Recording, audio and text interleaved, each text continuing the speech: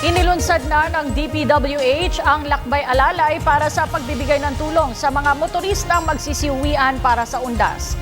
Ayon kay DPWH Secretary Rogelio Singson, inatasan ng lahat ng regional at district engineers sa bansa na magbigay ng serbisyo sa mga motorista simula ngayong araw hanggang sa Lunes, Nobyembre 4.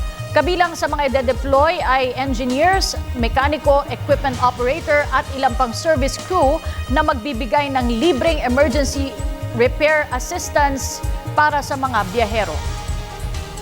Nag-start ngayong alas 6 ng madaling araw, kanina umaga. So meron po tayong tatlong shifting. So yun po yung tatlong shifting natin, every 8 hours yon. So matatapos ito sa November 4. So far, lahat po ng ating mga road leading to cemetery, lahat po naayos na po.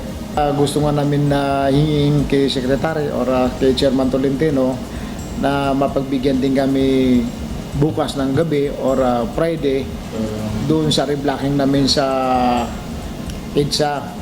Kasi since wala naman talagang kukunti lang yung tao, medyo makapagtrabaho naman kami.